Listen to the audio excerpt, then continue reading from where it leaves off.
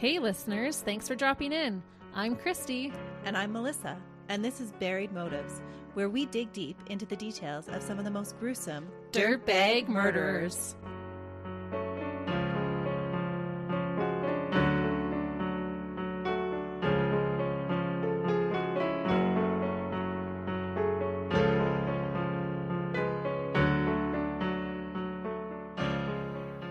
Hey listeners! Welcome back to Buried Motives. We are so glad that you are joining us today. Christy's got a great case for us. I have one that I'm so excited to tell you about. I've been wanting to do this case for a long time. It's our favorite time of year, Christy. It's true. Spooky season is upon us. We both love the fall, and I am obsessed with Halloween. I love it. I like Halloween too. The candy is great. I just don't like being scared all the time. She researches murderers, but she's scared of some Halloween stuff. Says the person who is afraid of the Halloween decoration of the clown in her neighbor's window. Yeah, that about stopped my heart. The clowns are an exception. But before we get into our spooky case for today, remember when we said earlier that we were going to run a new giveaway in the fall? Mm-hmm. Well, the time has arrived. We have partnered with a super cool lady named Kristine Engel to invite you to trick or treat with us, Buried Motive style. Kristine is a trendy content creator who shares mom truths, her love of fashion, amazing recipes, and things about her life as a farmish wife. And if that wasn't enough, she sells these adorable handbags from the company Poppy and Peonies. Together with Kristine, we wanted to give you a chance to win one of their most popular bags. But don't worry, it's not a dirt bag. So head on over to our social media pages on Facebook and Instagram to get all of the giveaway details.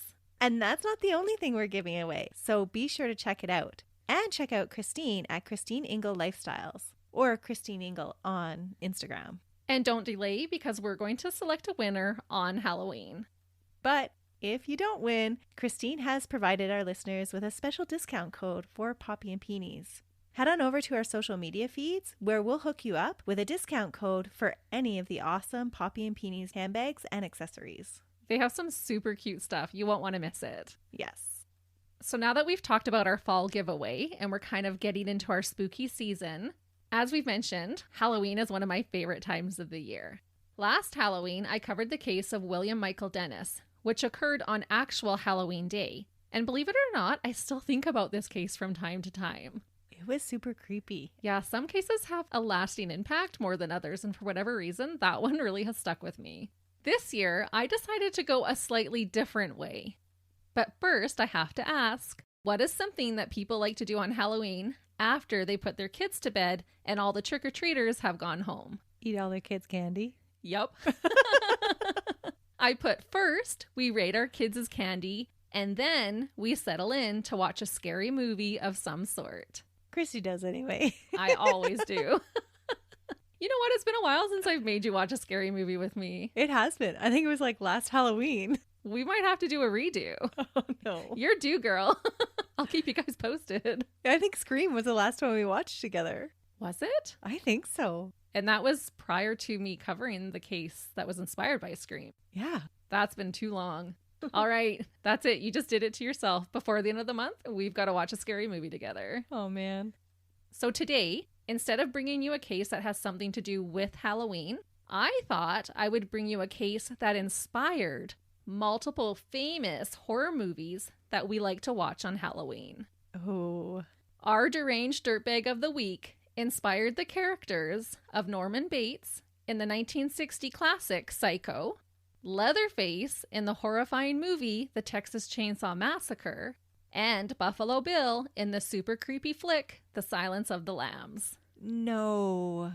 Yes, we're going there today. Like it's the clothing of human skin? We are going to be talking about skin. Oh. And I do think that Buffalo Bill was inspired by a few different real-life dirtbags, but was largely based on the man we are discussing today. And just a side note, if you are a fan of Psycho, you'll likely love the TV show Bates Motel. It's a modern-day adaptation of the movie, and the acting of Norman and Norma, I swear, is award-winning in my opinion. I haven't seen that one yet. It's so good. I told my mom about it, and she binged all the seasons in a weekend. Oh my goodness. It's so good. But it is probably the best acting I've seen in a TV show in a long time. I'm so far behind in my TV shows. We're just binging Stranger Things right now. If you haven't guessed it yet, we're going to be talking about the super creepy Edward Gein. Have you heard about him? Yes, this is going to be a disgusting case, isn't it? It is. And like I said, I have been wanting to cover this case for a while now, but was waiting for the right time. This will be one of our most gruesome cases we will likely cover, so listeners, beware. Beware or be warned? Both. It's always both. Let's start our discussion with Ed's parents, Augusta and George. Augusta Wilhelmine Lerch Gein was born on July 21st, 1879 in La Crosse County, Wisconsin. She was one of 8 children. Her parents were German immigrants from Prussia. She was a fanatically religious Lutheran, and to put it mildly, she was a force to be reckoned with. She was the type of woman to speak her mind and take charge of all situations. And I just felt like, what a suiting name. Augusta, to me, feels like a name of a woman who takes no nonsense from anyone. Yeah, like a force of nature, right? Yeah, Auguste. It's just the perfect name for her. George Philip Gein was born on August 4th, 1873 in Vernon County, Wisconsin. He was the opposite of Augusta. He was timid, and he was an alcoholic who worked different jobs as a farmer, a carpenter, an assurance salesman, and a leather tanner. George was reportedly often out of work, which angered Augusta. The unlikely pair married in the year 1900 on December 11th. A year after being married, Augusta gave birth to Ed's older brother, Henry George. Edward Theodore Gein was born 5 years later in La Crosse, Wisconsin, on August 27th, 1906. He often went by Ed or Eddie, and I'll refer to him as Edward or Ed. I kind of went back and forth and then didn't want to go back and change my notes. Augusta had prayed for a daughter and was visibly disappointed to be the mother of 2 sons. Oh, this never goes well. It doesn't. However, she decided to take this opportunity to teach her boys about the evilness of women. Oh. She believed that all women were naturally promiscuous and devil-like. All women except for herself, of course. Oh, that's what I was just going to say. Like, what kind of personality does she have that she's so afraid of women? She is not promiscuous, but we could call her devil-like. She referred to women as whores and warned her boys to stay away from them. She wanted her boys to remain virgins. What? Mm-hmm. She didn't want any grandchildren. Not if it meant her children had to have sex. And if they did, they had to for sure be married. So why did she hate sex so much? Good question. I just can't wrap my head around anybody hating sex that much. She just felt like all the women were these little harlots that were trying to corrupt men. She's quite fanatical about it. Okay. Every day she read to Henry and Ed from the Bible. She focused on the Old Testament and the Book of Revelation, emphasizing lessons about divine retribution. Augusta would belittle the boys' father in front of them and anyone else who was around. She had grown to hate George, but because of her religious views, divorce was off the table. She hated him because he couldn't get a job. She had just soon realized that marrying him was a mistake. They were not a good match. But it seems like he's pretty easy to control, and for a domineering woman, you think that's what you would want. Well, it doesn't stay that way necessarily, because George would take the verbal abuse from Augusta. That was until he was drinking. Oh. When he would get drunk, he would sometimes beat his wife, likely the only time that he felt he was exerting his dominance. So he would take it timidly from her, and then he would get liquid courage, and that's when he would start to bang her around. Because George was often out of work, Augusta opened a grocery store, and it was a lucrative business for them. Some people said that Augusta would shout at her husband even while at the store. Ooh, that wouldn't have been kosher for that time, for a woman to be yelling at a man. No, in the middle of their shop in front of the customers. No. Despite the store being successful, eventually Augusta could not handle all the evil influences and devil women who were coming into her shop, and so she naturally decided to sell the business that was supporting their family. Okay. Well, this is showing how seriously she believes this. Yeah. Right? Because the store is doing really well. The devil women who are actually her customers and providing her family with the means to live. Right. Okay. But she just can't handle being in their presence, having them coming into the store, trying to influence her, her boys, her husband. She's just not having that. Just their mere presence is an influence. Yes. If you were actually a devil woman, I guess it would be. Yeah. And I'm not saying that they were not. They were just regular women going grocery shopping to provide for their families. She moved them into the middle of nowhere to shelter her sons from the evils of the world around them. And I'm not sure if this was a motivating factor, but in one report it stated that when Ed was 7, he saw his parents slaughter a pig behind the store and reportedly became sexually aroused by this. Oh, that's an unusual reaction to slaughtering a pig. Especially at 7. Yeah. They moved to a very isolated farm that was on 195 acres, or 79 hectares, of land in Plainfield, Wisconsin in 1914, when Ed was 8 years old. They lived in a 2-story farmhouse with white clapboard siding. This home would later be referred to by the media as a house of horrors, and rightfully so. I was just thinking it was sounding really idealistic. It could have been. It should have been. Edward and Henry were only allowed to leave the farm to go to school and back, and were not allowed to have any friends. Outsiders were an unholy influence. The closest neighbors lived a mile away, and instead of playing with friends, Edward spent most of his time doing chores around the farm. The school they attended was a 1-room schoolhouse. Ed was an average student, but was an exceptional reader, likely from reading the Bible. Yeah, that's hard to understand. It is, and just even the wording in the Bible would really strengthen your grasp on the English language. Mm-hmm. So that wasn't even a joke. Like, I'm being serious about that. When Ed was younger, he had a growth on his eyelid that caused his eye to become a little droopy and resulted in a bit of a lazy eye. The kids decided to pick on him for this and because he was so reclusive. I imagine this reiterated to him the teaching of his mother that the kids at school were wicked and he needed to stay away from them. I could see that. As Edward and Henry grew, Augusta would rule in strictness, yelling at the boys that if they didn't do better, they would end up like their failure of a father. Oh. Their failure of a father would get drunk and smack Ed in the head repeatedly until his ears rang from crying about being bullied. Oh. When Edward was 12, his mother caught him masturbating in the bathtub. Oh, dear. She swiftly grabbed him by the genitals and screamed at him that this was the curse of a man. She picked him up by his genitals? She grabbed him there. Oh, okay. That's Sure. going to create some really conflicting emotions in a little boy. By then he was 12, but absolutely. Mm-hmm. At age 14, Ed finished grade 8, but then never went back to school. He just wanted to work on the farm and be close to his mother. He had become abnormally obsessed with the woman who was raising him. She became his whole world. He had no friends, and he would never have a girlfriend. Remember, she taught him that sex was evil, and women were the devil's instruments. Well, I was just thinking she's vilified everybody else, so who can he have friends with? Exactly. And she would even go as far as to punish him if she suspected that he was making a friend of any sort. So is it a big shocker then that his mom is the only person that he hangs out with?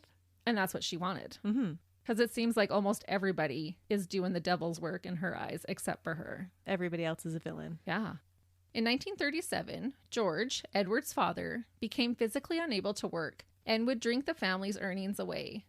On April 1st, 1940, at the age of 66, he passed away from symptoms caused by alcoholism. Augusta blamed his death on his sins, and the family didn't really mourn his passing. The boys weren't choked up over it? I guess he just hit them. Yeah, and all they had been taught by their mom was what a lowlife he was. Mm-hmm. Henry and Ed took on odd handyman jobs to help the family finances. There were some reports that because of Ed's quiet and unsophisticated demeanor, he sometimes got cheated out of his fair pay.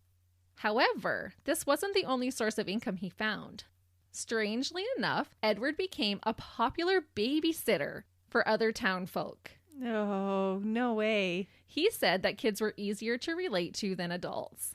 So is he delayed? No, not at all. I think his IQ was 109, like a pretty average IQ. Okay. The townspeople had no reason not to trust Edward at this point, and there are no reports of any foul behavior while babysitting. So he likes children. Yeah, he got along better with them. Maybe they hadn't been as villainized in his mind by his mom as actual adults. Yeah, children are way more innocent, right? Mm-hmm. But can you imagine later learning that you had let a murderer take care of your children? Like later when they find out what Ed does. No. I just can't even imagine. That's like sitting your child on dirtbag Santa's lap. True. But on all accounts, they said he was a good babysitter. Which is kind of interesting. I don't know if we could say that about all the dirtbags that we cover. Yeah. In 1942, during the Second World War, Edward made the farthest trip he would ever make away from his mother. He was eligible to be drafted and had to go to Milwaukee for a physical exam. This would have been under a 3-hour drive, and that was the farthest he'd ever ventured. And even later on, right? Yes. He was rejected because the growth he had on his eyelid impaired his vision. He also had been born with a lesion on his tongue that caused his speech to be slightly impaired.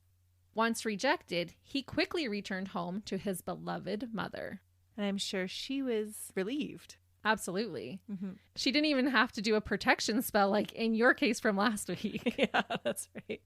Henry, so Ed's brother, started to date a divorced woman with 2 children and began to realize the unhealthy relationship that his little brother had with their mother. And this began to put a wedge between them. Was Henry absolutely disowned by his mom for dating a divorced woman? No. Oh, I thought all women were of the devil. They are. But he was working on the farm, helping her, that kind of stuff. I don't think she was happy about it, though. Henry did not share the same sentiments that Edward did. He wanted to live his own life and not be controlled as an adult by their mother and her distorted views. He was making plans to move in with his girlfriend. This caused many fights between the brothers. Henry would talk badly about their mother, and Edward would be horrified. His mom was his best and only friend. So this is an interesting look at nature versus nurture, because they were raised in the same household. So how come Henry ended up with such a different view than Edward of their relationship with their mother? That's true. I guess this would give researchers a field day to examine. Because was Henry treated any differently than Edward? Like, was he less of a favorite? The information that I found suggested that Ed and his mother were extremely close, but not at the doing of Augusta treating Henry differently. Right. And it sounds like he received all of the same warnings and lessons that Augusta was giving Edward. Absolutely. Yeah, that's a good point. It's interesting that Henry was able to see the relationship for what it was. True. I didn't find any reports that Henry had been bullied like Edward had, and so maybe that played a bit with his self-confidence and what he was susceptible to. Because when Edward was getting picked on at school, his mom was likely like, see, I told you, they're wicked. You just need to be with me. Right. That kind of stuff. So even though they're raised in the same household, could have had different experiences that way. That's true. On May 16th, 1944, Henry and Ed were burning marsh vegetation at the property, and the fire got out of control. The fire department came to put out the fire, and no one could find Henry. Once they began looking for Henry on the property, Ed led them right to the area where they found him dead, laying face down in an area that was untouched by fire. Oh, no.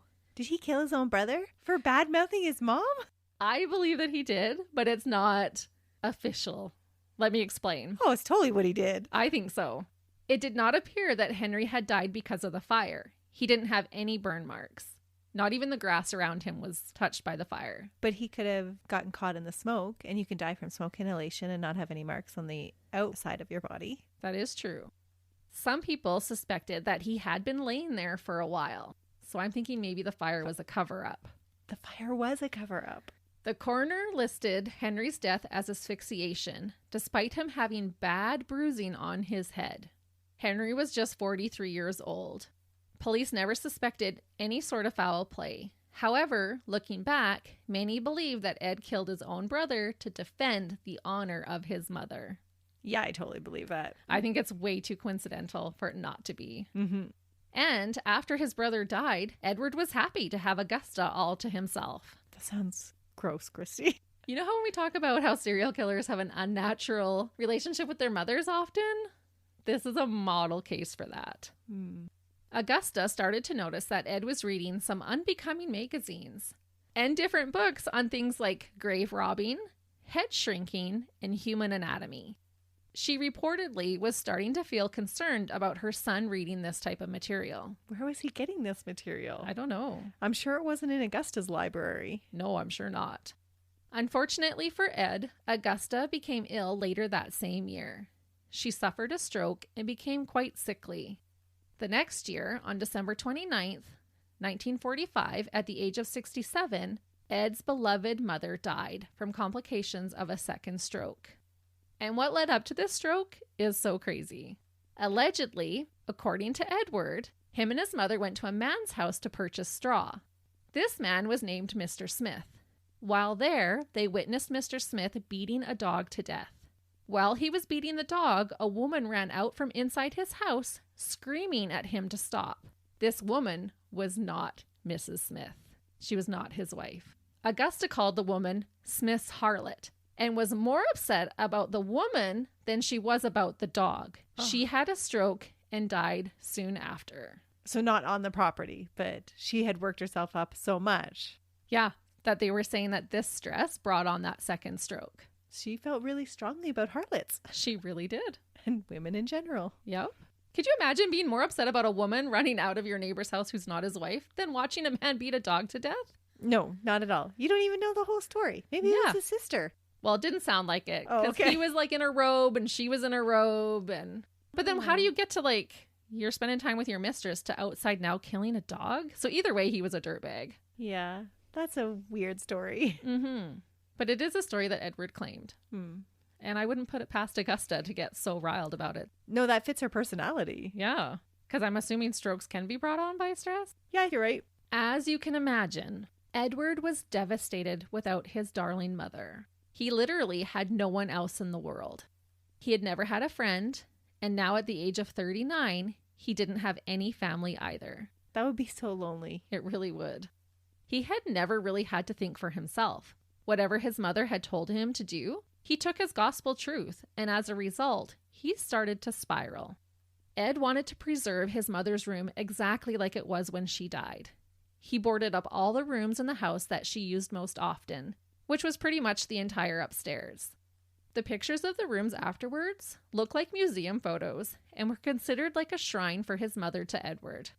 Edward lived on the main floor in the summer kitchen and a small room adjacent to it. That happens with grief. It does.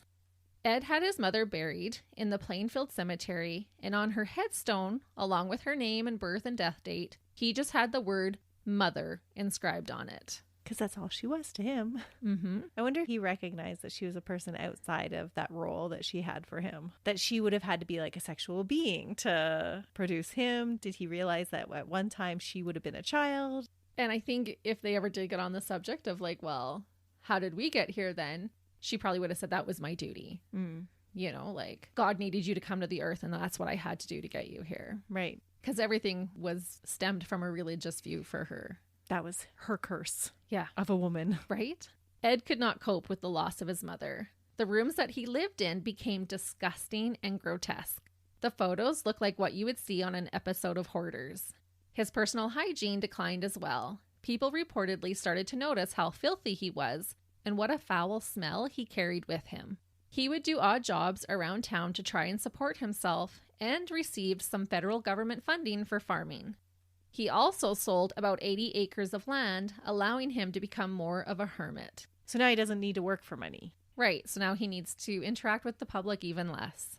Edward passed the time by reading more books and magazines, including adventure stories and books involving death and cannibalism. He also enjoyed reading the obituaries in the local newspaper. That sounds really disturbed. It definitely is. I'm just picturing a listener at home going like, hey, those are all the books I read. Sorry if we offended anybody. That is still disturbing. In this context. Well, for me, knowing what he does and what I'm about to tell you, it is disturbing. Edward's loneliness continued to grow and grow until it became so unbearable for him that one night, 18 months after his mother had died, Ed ventured out to visit his mother's grave. On that particular night, he decided to dig up his mother's decaying body. No. He removed her head by twisting it and took it home to shrink it, like he had read about in his magazines. What? You're joking. I'm not. There were other shrunken heads in his house, but he told people that they were from overseas. What? After digging up the body of his deceased mother, Ed Gein would have a hard time controlling himself not to dig up many, many more. And just a warning that it's going to get way more graphic from here. And just a note about this particular detail about his mother's head, I only found it in a couple of resources, but they were very reputable sources. So even though it's not reported that often, I believe it's factual. So he just like put his mother's shrunken head on the dining room table or whatever. Wherever he had it, I'm not sure. And people that came to the house, they recognized that it was her head? There was a few heads, and it was just a boy who had been there. I don't know if he had come to like do odd jobs or whatnot. And he had told the boy, he said he got some from the Philippines or different places. And so the boy didn't question, but later accounted that he had seen these shrunken heads. But this little boy, I don't think would have recognized Augusta if it was her or not. Right. That's disturbing. Yeah. He was just so overwhelmed with his grief and how much he missed his mom. He had to go and get a piece of her to bring back to the house. I thought you were going to say he dug up her body and like brought it home and slept with it or something. Oh, no. But twisting off her head and bringing it home, I don't know how much better that is. No, it's not much better. No, especially after 18 months. Ugh. I'm going to first talk about the 2 women who Ed was officially charged with their murders. And then we will go back and fill in the missing pieces because so much happens in between. Well, right now I'm wondering, how does he get even anybody out to his farm? He doesn't bring anyone there alive. Oh, okay. So, but he does venture from the farm then? He does. Well, he does go into town, okay, right? Because he purchases things in there and whatnot. And there was this tavern in Plainfield, about 10 kilometers from Edward's farm, that was owned by a woman named Mary Hogan. Ed first met her in 1951. Mary was a loud-spoken, take-charge kind of woman. Ooh, she's going to remind him of his mother. Yes, hold that thought. She wasn't afraid to use foul language and ruled her own roost. This behavior earned her the nickname Bloody Mary. Mary was middle-aged and had a colorful history. Ed was mesmerized by Mary. So many things reminded him of his mother when it came to her. But then, on the other hand, so many things about Mary were totally opposite to how his mother was. To make it even more tempting for Ed, Mary even physically resembled his deceased mother. Oh, no. The only difference was that she was personable and welcomed the public into her tavern. She wasn't calling anyone the devil. No. And she may not be as proper as his mother was. No, she used foul language and it had a colorful past. This fixation on Mary continued until the frightful night of December 8th, 1954. Ed went into the tavern to hang out with Mary. This suggested to me that they were at least friendly with one another. She likely didn't feel threatened at all by Ed. She probably took pity on him. He's this lonely guy, he doesn't have any friends, and she's personable, and so you would just naturally want to strike up a conversation with him and make him feel at ease, because he's probably super awkward. Yeah, you're most likely right. And most of the townspeople did describe him as being quiet and polite. He seemed like this nice guy who was just too shy. Ed stayed at the tavern and had a few drinks. When they were alone, he pulled down the blinds on the windows, walked up to her, placed a .32 Mauser pistol to her forehead, and pulled the trigger. What? I thought she was his friend. She was. Oh, I don't want to be his friend. No, you don't. Especially if you remind him of his mother. Could you speculate from that he didn't like his mother after all? No, it is the opposite, and we're going to get into that. Ed was able to leave the tavern in his pickup truck and make it back to his farm with her body undetected. To the townspeople, Mary had mysteriously disappeared. Nobody saw anything. There was no blood in the tavern? There was. Police obviously suspected foul play. They found blood on the floor that trailed out into the parking lot and an empty bullet casing by the initial pool of blood. But they found no evidence to suspect Edward of murder. And the technology was not as great in the 50s as it is now either. Right. The next day, Ed told a man that he was working an odd job with that he had killed Mary. The man assumed Ed was joking and did not believe him, so he dismissed the comment. Oh no. People had reported that Ed did have a strange sense of humor, all the way back to elementary school. During school, he would apparently just start laughing at his own jokes that he was thinking in his head, and the kids just thought he was a little bit weird. There's nothing wrong with that, Christy. There better not be, because I do it too. 3 years later, on November 16th, 1957, 58-year-old Bernice Warden went missing. She owned the local International Harvest Products shop and was the mother of Deputy Frank Warden. She had been running the store since her husband had passed away in 1931. Her son had come around 5 o'clock p.m. to visit his mother at the shop with Sheriff Sly and discovered blood on the floor, as well as a .22 caliber rifle that was out of place from its spot on the rack. They also noticed that the cash register had been stolen. Bernice was nowhere to be found. On the counter, they discovered a receipt for the last sale of the day. It was a receipt made out to Ed Gein for antifreeze. Deputy Warden remembered Ed coming into his mother's store just the day before to inquire about antifreeze prices.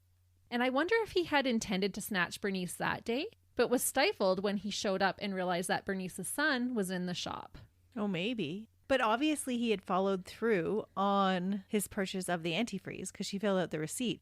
So maybe he actually went, bought antifreeze, and then was like, oh, I need to take her home. Well, and he gives a totally different account, and I'm actually undecided as to what the truth actually is. So I'm curious what you'll think. But before I do, you'll never guess who Bernice just so happened to look like. His mom. That's right. She physically resembled Augusta, Edward's mother.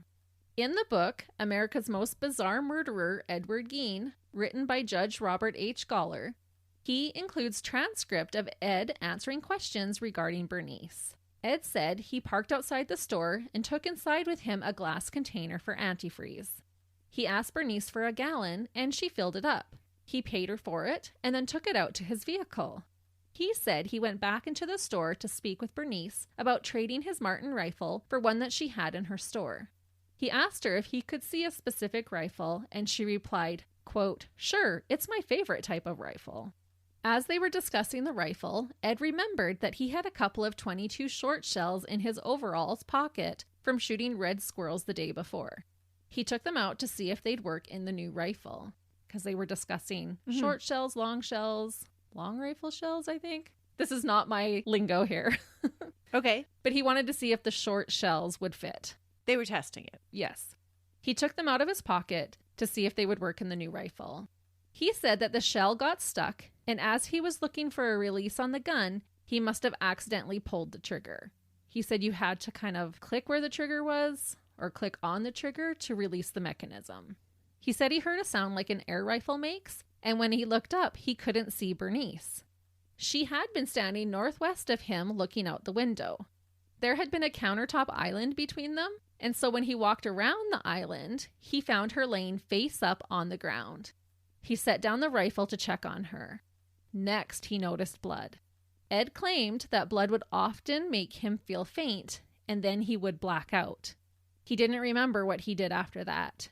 He knew he was in the store around 8:30 a.m., but then his next memory was when Darlene Hill, her brother Bob, and their little brother came to his place just after noon that same day. I'm having a hard time buying that because didn't you just tell us that his parents were slaughtering pigs and his reaction was not squeamish then? That is true, but I'm sure he would have been punished for that. Oh, maybe. So that would have changed his reaction then? Or made it stronger, is most likely the case.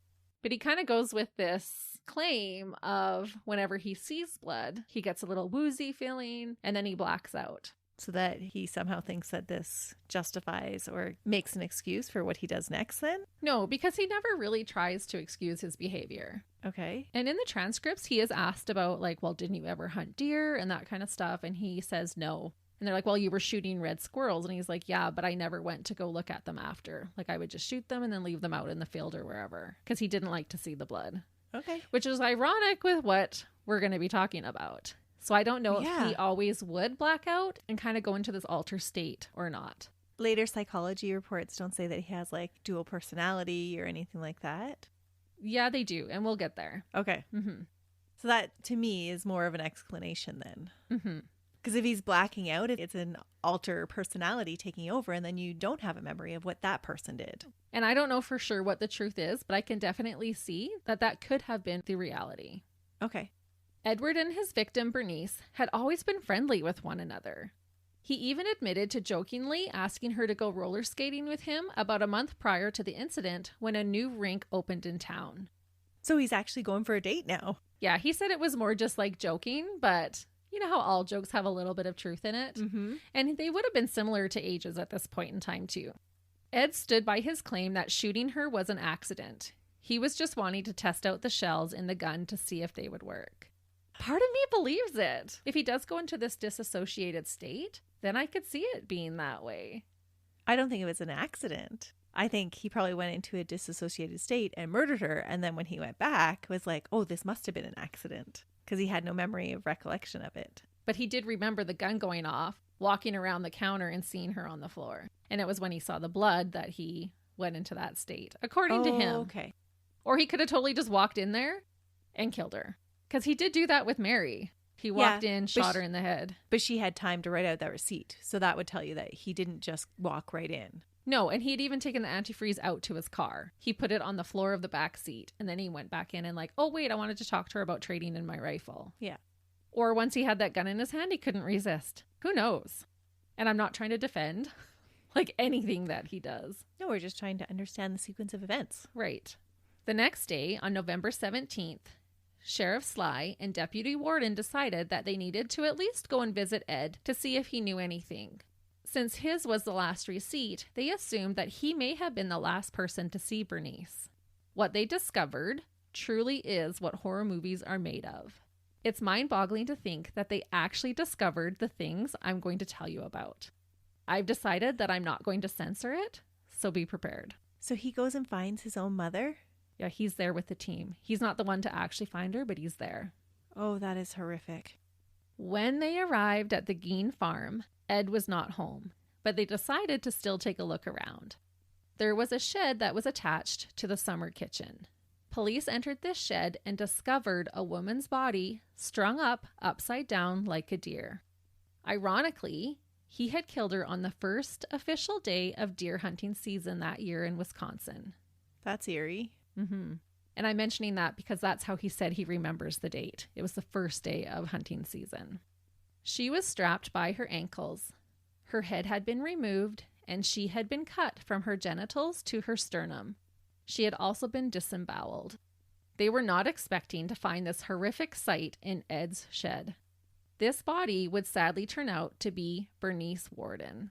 About this discovery, Sheriff Sly said, quote, "Tendons in the ankles had been cut, and a rod had been placed through them. The body was drawn up in the air by a block and tackle. The body was dressed out, and the head was missing." And the term dressed out, I think, means to be gutted, which is likely a hunting term. As they entered the kitchen, they found Bernice's head in a sack. She had nails hammered into her ears. Both of the nails were bent so that twine could be attached to both ends. Ed had been planning on hanging this poor woman's head in his house for decoration. Oh, that is very gruesome. It is very gruesome. By this point in time, Ed had decorated and furnished his home with multiple items made from female bodies. He had preserved them, though? Yeah, and I'll tell you how. Okay. They found Bernice's organs in a bucket, and her heart inside a plastic baggie was near the stove. Her cause of death was a gunshot by a .22 caliber rifle. Upon this discovery, the sheriff ran outside and vomited. Oh. Who can blame him? Yeah. Because this is a small town, too. Well, and that would have been his deputy's mother. Yeah. A multitude of officers were called to the farm to help process the crime scene.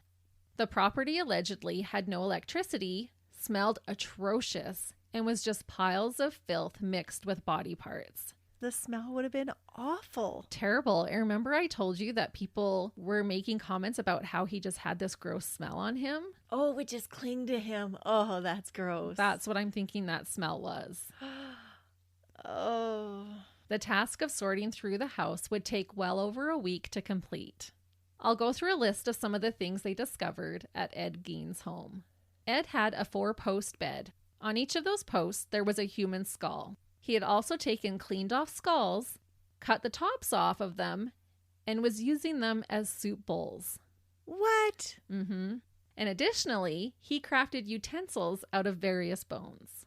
So he would eat his dinner inside a human skull with a spoon that had the handle of a bone. You just have like a human tibia and you're just slurping your soup off of it. Yep, out of someone's head. Ugh.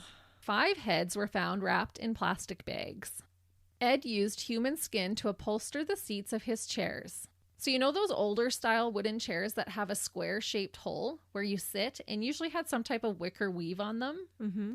Ed had pulled human skin and used rivets to attach it to look like leather. And I wonder if some of the skills he used, if he had learned them from his father when his father worked as a tanner. That is disturbing. Mm-hmm. But it just looks like leather on the chair. It's disturbing how he's desecrating these bodies to the point where they don't even look human anymore. Right. The same way that you would use an animal product. Yeah. Like how we would buy a leather chair. Mm-hmm. He was making one out of skin. Police found multiple faces. They had been peeled off from his victims' heads and preserved like masks. Some of the faces even had lipstick on them. No. Ed used some of these skinned faces to decorate his walls with, like hunters hang game. But he's not a hunter. He's not. I thought he fainted at the sight of blood. Well, he's saying he would feel faint and then he would go into a dazed state. That disassociated state. Right. Okay. But regardless, he hung a bunch of women's faces on his wall, like as decoration. And a lampshade too, right? Yeah, we're getting there. One of the faces that they found was that of tavern owner Mary Hogan. They could actually recognize that it was her face. Her face was not on the wall. It was found inside a paper bag, and her skull had been kept in a box. With Plainfield being such a small town, I imagine the authorities recognized many of the victims. And I can't even imagine how traumatizing that would have been for them. No, it's just so bizarre. Like, it would have been unthinkable or hard to even fathom that this is what you're actually seeing. Right. You would imagine to only see something like this in some type of horror movie. Mm-hmm. There was an armchair made with human arm bones. He had made a waste basket out of human skin as well as lampshades. When he had electricity, he lit his room with the glow of human flesh. He made a purse out of skin and managed to attach handles to it. There was a box with 4 human noses. There was a set of human lips attached to the end of a window covering drawstring. And one of the most disturbing things they found, in my opinion, was a belt made of nipples. What? Yes. No. It had the ends of a regular belt and a bunch of areolas with nipples sewn together to make the leather part. That is disturbing. I don't think I'll ever get that image out of my head. I looked up the pictures. I'm suggesting that maybe you don't. How many women did he kill? There was lots.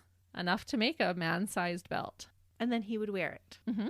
We're not even done talking about the things that he's going to wear. And as bad as these findings are, we still have more to go over. Ed had made a pair of gloves, a corset, a shirt, and leggings all out of human skin. He also made a vest out of a woman's torso with the breast still attached. He basically made himself a suit from human skin. So he could dress up like a girl. Yep. And when you ask, like, how did he preserve it? He kept the skin soft by regularly treating it with oil. That's so Silence of the Lambs. Yep. I read in some accounts that it was castor oil and other accounts said motor oil. But either way, he was using oil to keep the skin pliable. Police also found a box that had 9 vulvas inside of it. What? 2 of which seemed to be from younger or teenage girls. Oh. And they also found a young girl's dress. And the list goes on. Police kept finding bones and fingernails and other bodily items amidst the rotting garbage inside the home. And I cannot imagine the stench of all that decaying flesh mixed with the smell of trash. Authorities believed that there were the remains of at least 10 different women at the Gein farm. 2 of them were never identified. My jaw cannot drop any farther. I know. This is why I've waited a little while to cover this case. It's just so hard to fathom. Ed was found at the West Plainfield grocery store and immediately arrested. He was taken to the Watoma County jailhouse. Yeah, because how do you explain any of that evidence? No. There's nobody else that lives there. It's just him. He had the last receipt of the day at Bernice's shop. There's no way you're talking your way out of this. She's hanging in the shed. Yeah, her head is in a sack with nails in it. Her heart is by your stove.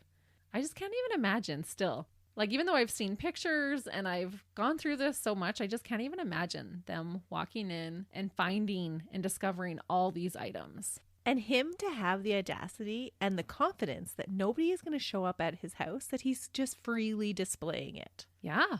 Like, that's crazy. Like, were there no salesmen that would come by occasionally? No neighbor that would drop in on him? Like, he just has complete confidence that nobody's even paying attention to him. Well, he doesn't even have a friend. He's not built any relationships. He's been friendly to the people in town, but no real friends that he would hang out with or anyone would even think to come and check on him. But how many door-to-door salesmen do you get? Yeah, but they're in the kind of the middle of nowhere. Like their closest neighbor was at least a mile away. Okay. And he had 190 acres. I don't know how far into his property his house is. That 1 mile away neighbor might be an anomaly. But still, how could he even be sure that nobody would drop by just unexpectedly? But if everything is closed and locked up, you can't see anything from the outside. Everything was found indoors. Okay. Remember, he had said that those 3 people had stopped by at around noon that day, but obviously didn't come in. So once in custody, Ed remained quiet for an entire day, but then admitted to the murders of Mary and Bernice. I believe he admitted to Bernice first and then later admitted to Mary. And remember in your previous case how Sean Lamb was paid money by the police to confess his crimes? Mm-hmm. Well, guess what it took for Ed to spill his beans? Well, was he paid money? No. All he asked for was a slice of apple pie and a piece of cheese. What? Mm-hmm. I do love apples and cheese, though. I don't love apple pie, but apples and cheese are good. But that's all he wanted. Could you get me a slice of apple pie and some cheese? They're like, sure. And then he was willing to tell them. That was a relatively cheap confession then. Yeah. But maybe that was something that his mom made for him and he just really wanted a piece of apple pie. Maybe. Ed claimed that he didn't have a full memory of his actions. He said that he would become dazed during the crimes. Officers noted that Ed was calm during his interrogation. He spoke matter-of-factly and didn't seem to show remorse or understand the gravity of what he had done. He sometimes even appeared to be cheerful. When questioned where he got the other bodies from, Ed said that he had robbed the graves of recently deceased women. He would always read the obituary to alert himself of any fresh burials, especially middle-aged women who resembled his precious mother. So were the graveyards not reporting a whole bunch of dug up graves? No.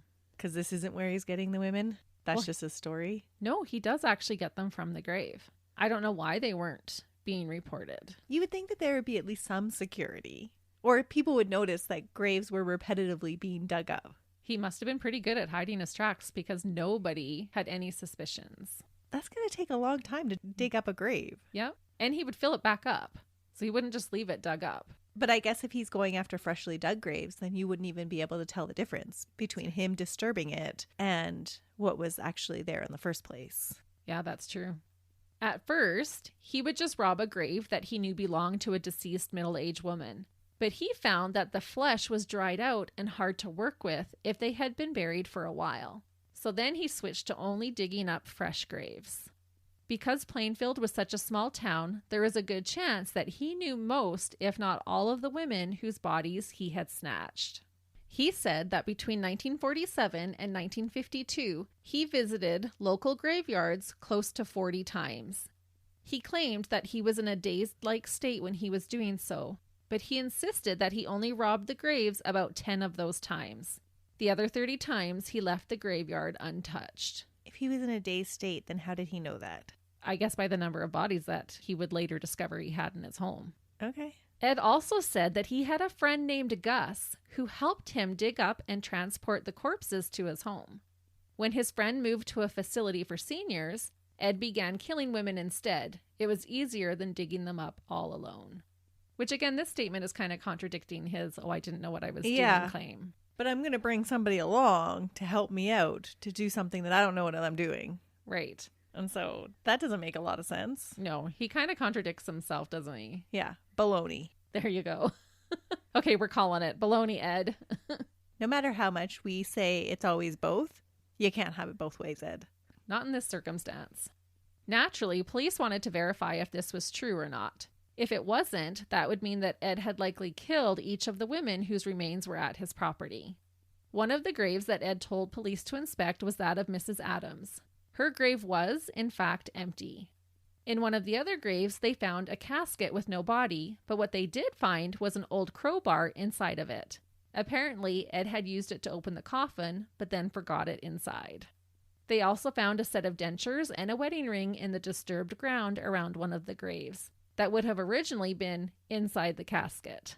This was enough to make police believe Edward's claim of being a grave robber. That's so disturbing. Yeah.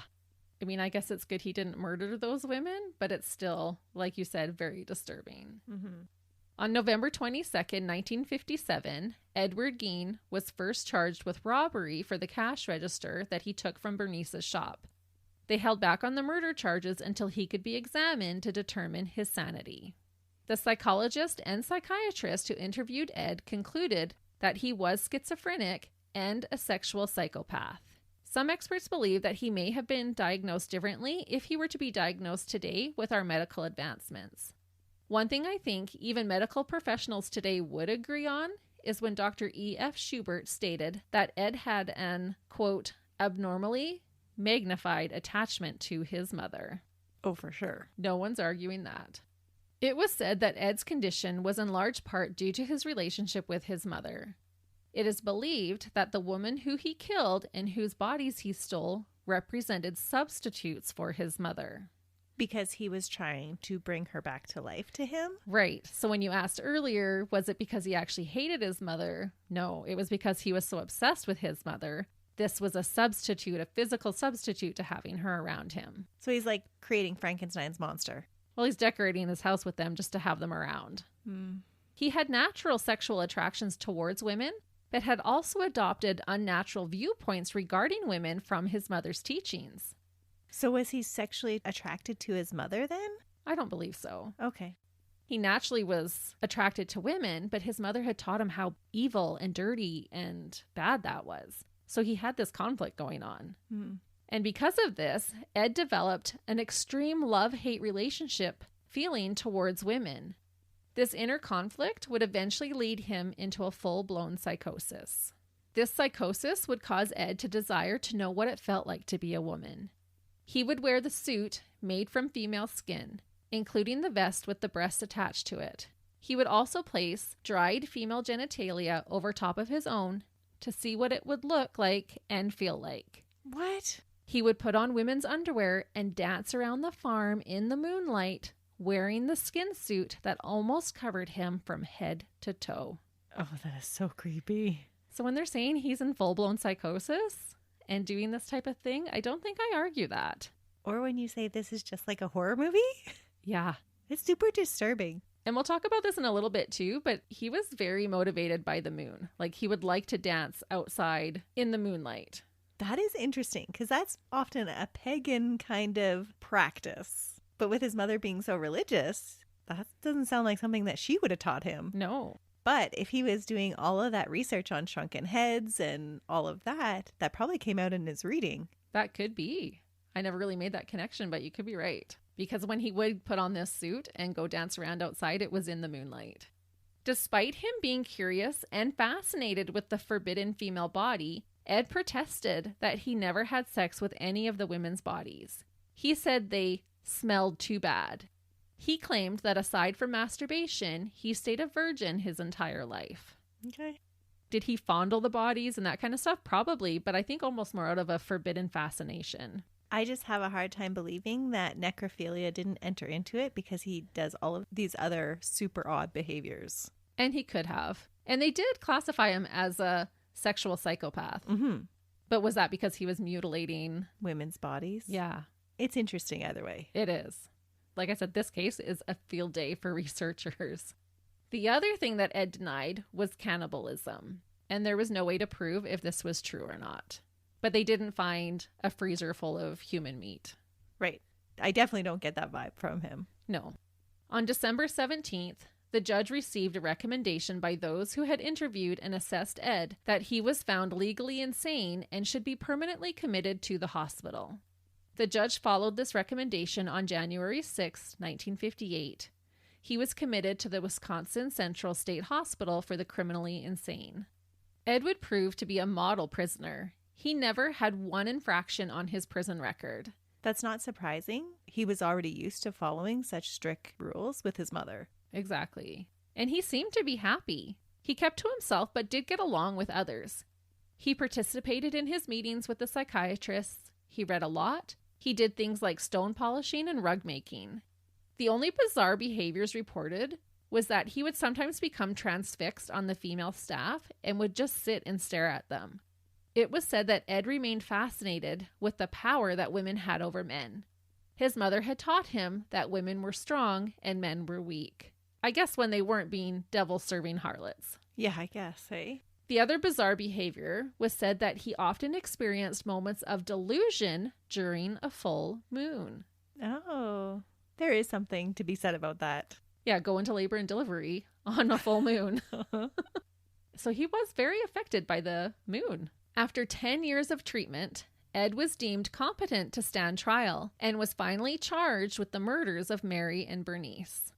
After getting through all the red tape to hold the trial, it began on November 7th, 1968, and only lasted 1 week. Ed was found guilty of first-degree murder charges. However, they declared that he was insane at the time, and so he was technically not guilty due to reason of insanity, and Ed was sentenced to spend his remaining life in a mental institution instead of prison. He was escorted back to the Central State Hospital for the criminally insane. Okay. Ed filed a petition in 1974 claiming that he was no longer insane and didn't deserve to remain in a mental institution. This petition was denied, and he was sent back to the hospital. Rightfully so. Yeah, I thought, how could he possibly have returned to society? What would the things he did even do to his brain? I just couldn't imagine living amongst all those body pieces for multiple years, like laying in bed and looking up at skulls on your bedposts, eating your soup out of a human head, and wearing someone's peeled face over top of your own. Yeah. There is just no coming back from that, in my opinion. No. Ugh. In 1978, Ed was moved to the Mendota Mental Institution in Madison. As Ed grew older, he became senile. And on July 26, 1984, at the age of 72, he died of respiratory failure due to a long battle with cancer. Staff at the hospital claimed that Ed was always mild-mannered and even helpful. The superintendent said about Ed, quote, "If all our patients were like him, we'd have no trouble at all." We don't want any more egg gains. Thank you very much. I second that. The very next day after his death, he was buried next to his mother in the Plainfield Cemetery, the same cemetery where he had robbed graves and then mutilated the stolen bodies from. He was buried early in the morning, and only 4 people were in attendance. The families of Mary Hogan and Bernice Warden felt like Ed Gein never received the punishment that he fully deserved. Would they have liked him to have a death sentence? Or possibly have been sent to prison? I'm not sure what they wanted, but they didn't feel like going to a hospital was fair. Adequate. Mm-hmm. Some people strongly believe that Ed was actually responsible for more deaths than he admitted to. An 8-year-old girl named Georgia Weckler had gone missing while on her way home from school one day, and 15-year-old Evelyn Hartley had been abducted while babysitting. There were also 2 missing men who were last seen deer hunting that Ed was suspected of killing. But he wasn't into men. He wasn't. And so I don't feel that those 2 are a possibility. But the other 2, you said that there was a childlike dress and childlike genitalia. There was, and 2 of them. Mm-hmm. So he very well could have murdered these girls. I wouldn't have put it past him, but there was just no proof. Mm-hmm. After Ed was first incarcerated for his heinous acts, the state of Wisconsin decided that they were going to auction off Ed's property. He had no next of kin to pass it down to. The auction was set to begin on March 30th, 1958. 10 days prior to the auction starting, the Gein farmhouse of horrors was burned to the ground.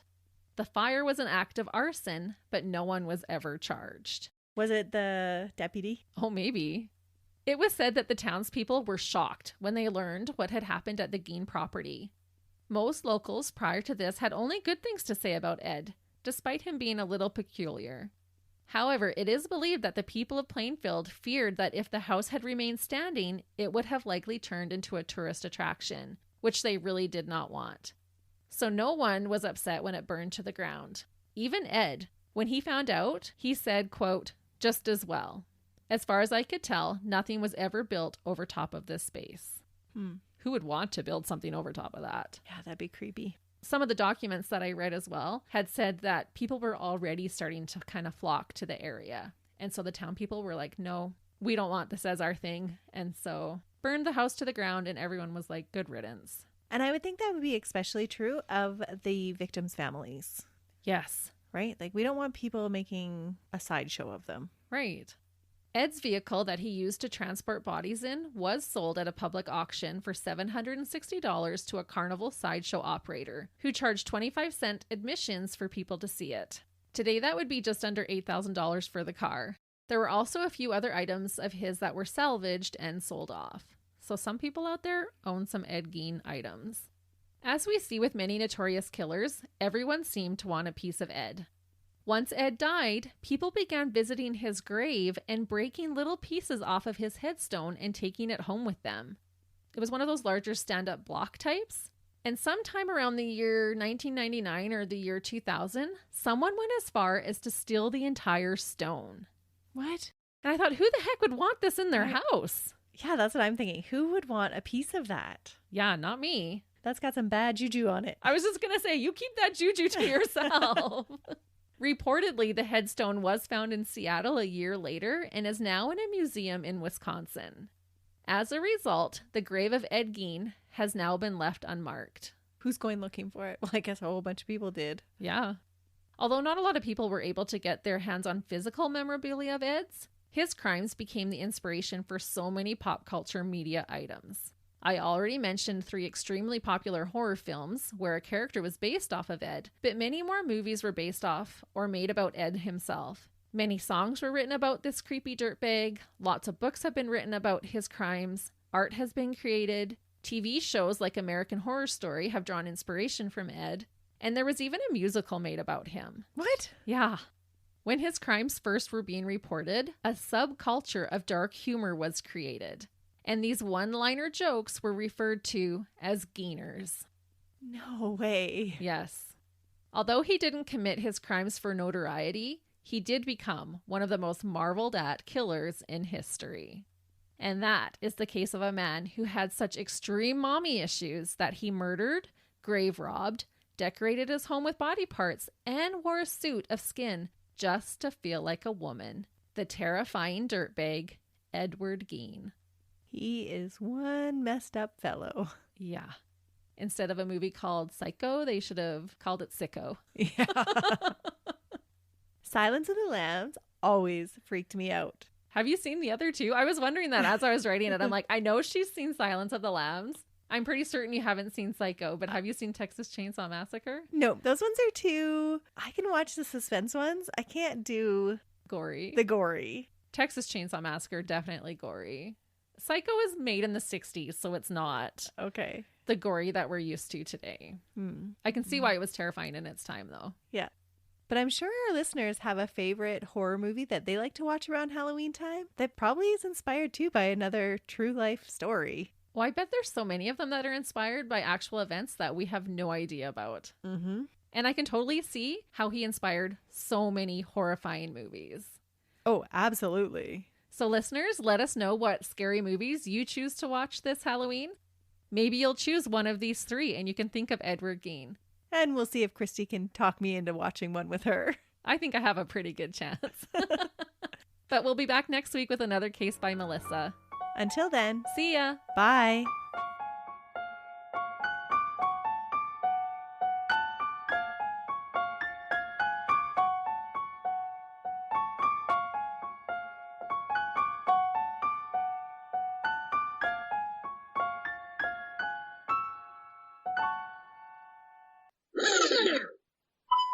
We have Oh, that was my stomach. It's You like, already ate. It was digesting. It's like, Subway. So delicious. Okay, now Subway, you get to pay us money. That's right. There's our plug. Can you tell who's the amateur and who's the pro? Just who's more creepy out of the 2 of us? Let's just say she was dissatisfied with George. Yes. Or she was not being satisfied by George. I don't even think I can leave that in there, can I? This wasn't supposed to go that way. It's happening, listeners. It's happening. I've cursed you. She's pulling a Leonardo. Seriously. I can't breathe. I just keep my little bottle of celery seed. That's how she keeps me in line. I'm like, I don't want to do that, Melissa. Shakes her little celery seed at me. Yes, I'm allergic to celery. Sly. Sly. Sly. Sly. The C Like is- sly? Yeah, sly. Sly? Or Not sly? sly. Sly. All right, that's what we'll go with. Because who cannot trust a guy who sounds like I know, that? right? Like if he does go into this disassociated. Disassociated. Did I ever tell you my trachea story? Like I can feel my gag reflexes. Like I'm ready, I'm here for you. Yeah, and it's just like, and I still distinctively remember that like sound. We have to stop talking about it. I can't do it. You know you're a true crime podcaster when I can tell you about Ed Gein and you pop a chocolate bar in your mouth. Oh, I couldn't be prouder. You have graduated.